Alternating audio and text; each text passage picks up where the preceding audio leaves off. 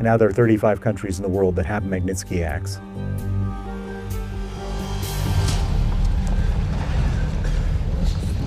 Еще следствие не закончилось.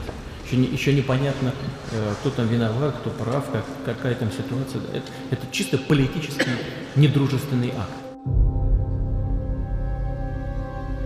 If you think about this, $250 million was stolen from the Russian treasury. And the Russian government has never asked a foreign country to trace the money. And when we started tracing that money, what do we find? I mean, we find money going into the pockets of some of Putin's actual close personal friends, right? So of course he's protecting that system.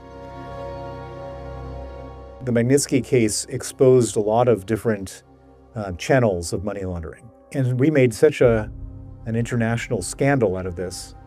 And there were other scandals in parallel. And we discovered what I want to call laundromats. They're dedicated structures to move billions of dollars in and out of Russia.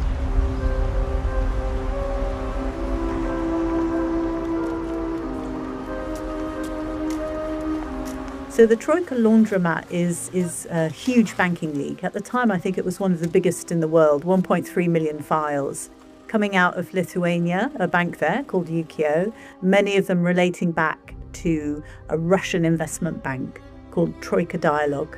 So look, the interesting thing is Troika Dialog was a really big, respected investment bank in Russia, and yet they were the mastermind behind this one laundromat that was working. What the Troika Laundromat allowed us to see was end-to-end.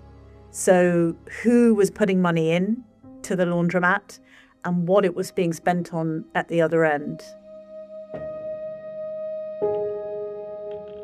And the information was brought to us by a couple of newsrooms that we'd worked with before. So one of them is called the Organised Crime and Corruption Reporting Project, and the other was a Lithuanian group. I never imagined it was happening on such a huge scale. The amount of money there, the scope of the network, and the variety of operations was just mind-blowing. We had a massive leak obtained by myself and by Paul from OCCRP. And when it comes to money laundering and Lithuania, Romanov's bank was the principal thing to target if you want to go after money laundering. So what we were looking for when we began examining the data was criminal money, because we think this is a money laundering network, but what are the crimes that it's laundering the proceeds of? And follow that money through and you can see what happens. Ukio Bank was absolutely vital for the scheme. We saw multiple companies being set up by Troika Dialog, and those very same companies would open accounts at Ukio, and what we saw was, well, the technical term is actually spin cycle. We saw that those companies interact with each other and they mix massive amounts of money in a huge chain of transactions. Money from legitimate, illegitimate sources goes in, all gets mixed together, and then it comes out the other side. And when it comes out the other side, you don't know whose money it was that went in. And that's how it works. So that's how it's cleaned. Nested corporations, where there's one corporation inside another, and so to find who is ultimately behind this activity is often difficult or sometimes nearly impossible. At first, we had no idea who was behind it. The key element was a banking statement from a company called Qantas. It was a part of the scheme designed by the people from Troika Dialog, and it was an essential part. Qantas division was basically the biggest vehicle from moving money from point A to point Z, with multiple stops on the way. By going through the data from Qantas, I saw a single name that was receiving vast amounts of money from that exact company, and it was Mr. Ruben Vardanyan. I never imagined a Lithuanian bank can be that instrumental for that many very influential people from Russia. And then you get to see where it's spent.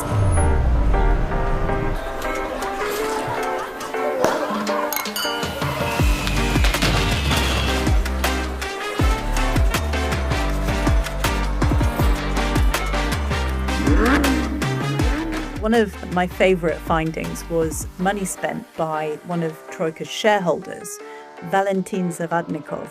He decided to spend 70 million euros passing through the Troika laundromat to run his 2 luxury yachts, motor yachts, called Celestial Hope and Quinta Essentia. Lots of money going to Spain to purchase real estate, and the Spanish prosecutor has frozen about 25 million euros of Spanish real estate.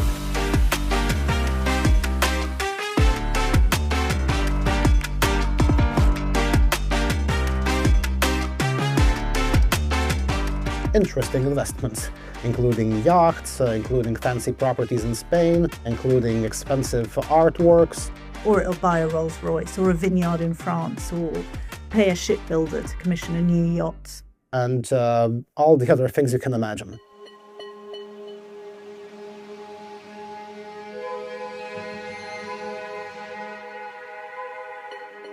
I found one case particularly interesting, and it was directly connected to Sergei Roldugin,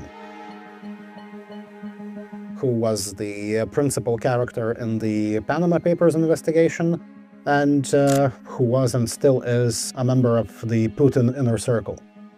And in his case, we had a totally fascinating model of moving money from point A to point B. So we saw 16 compensations designed to move exactly $11.6 million. And of course, in any normal bank, that wouldn't go through. But in Ukio, it did.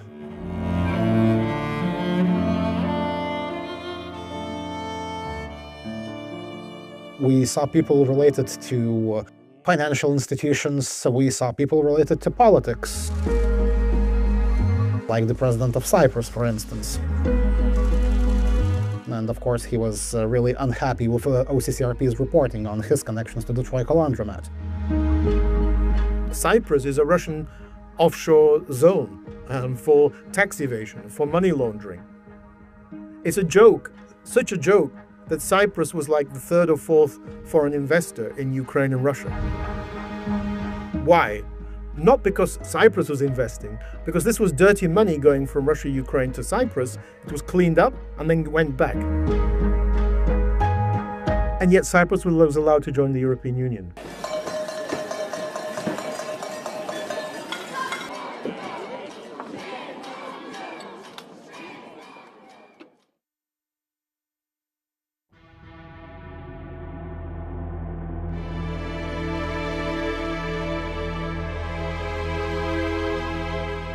Of course, we've seen multiple cases of other people and other financial institutions, mostly in Europe, who would be handling that money. The most shocking case for myself was the revelations we found connected to Erich Rebasso, an Austrian lawyer who was knowingly working for Russian clients and facilitating money laundering, and he gave himself up. He went to the police, he claimed he's handling dirty money from Russia in an attempt to seek protection, I guess. He disappeared and he was killed in a rather brutal manner.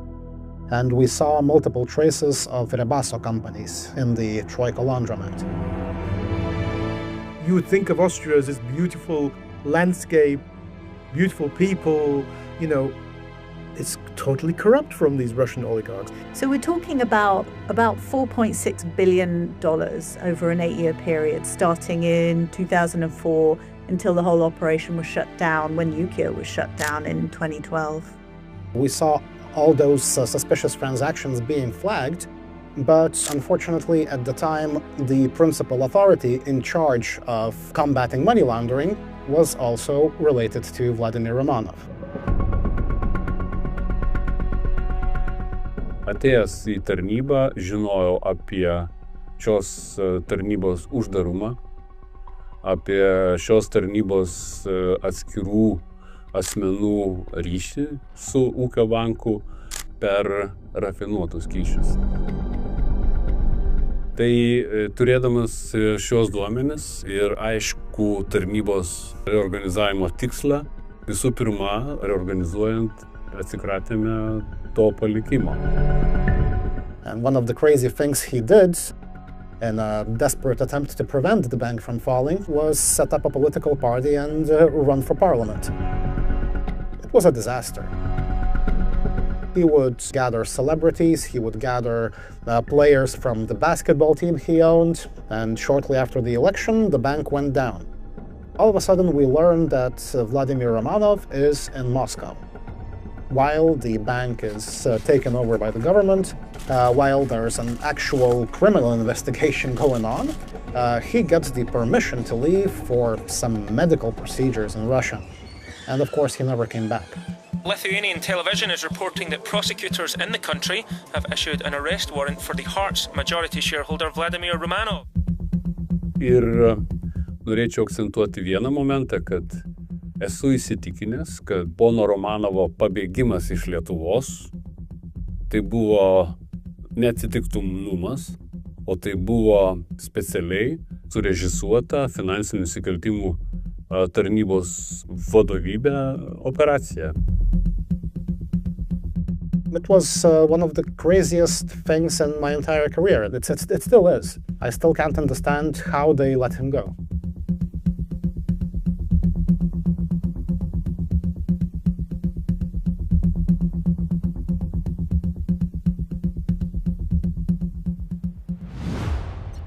So Vardanyan told us that he thought that the bank knew who its clients were, and he insisted he was completely unaware that Troika companies had received funds relating to any frauds.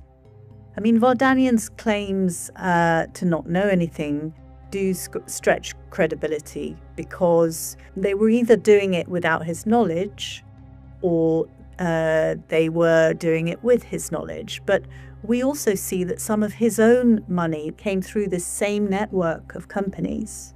What we're saying is that money that he was spending was coming out of the same companies that Magnitsky money was going into.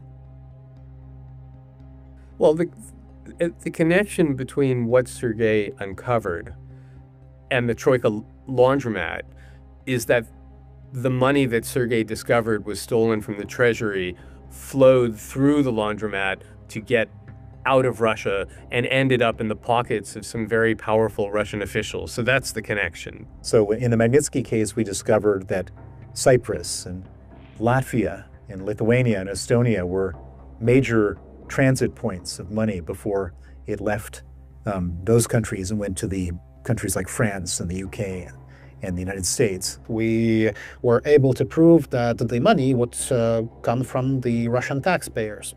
And that's the evidence showing that the regime is actually stealing from its people. You are reputed to have a very strong or maybe comfortable relationship with the current government in Russia and with the president himself. How would you describe that relationship? Definitely the government see the Troika as very valuable instruments for attracting investment. And we're doing a lot of good things, organizing a lot of things which help Russia in general promote Russia outside of country. Look, all of these guys are involved in questionable stuff. I mean, Alexei Navalny, who got killed for doing all these exposés, did an expose on Vardanyan, where it looked like Vardanyan was paying off the president of Tatarstan, and he documented it perfectly. So they're all these guys. I mean, none of them are really clean. Are you alone in Russia? No, if I was alone, I would not be successful, right? You can see myself sitting here and you interviewing me with showing, but I'm not alone. But what I'm happy about is the fact that our reporting finally led to multiple cases of impact. But unfortunately, the decision makers in the West were reluctant to take stronger steps. That reluctance to take decisive measures was one of the reasons why they were able to fund the war against Ukraine.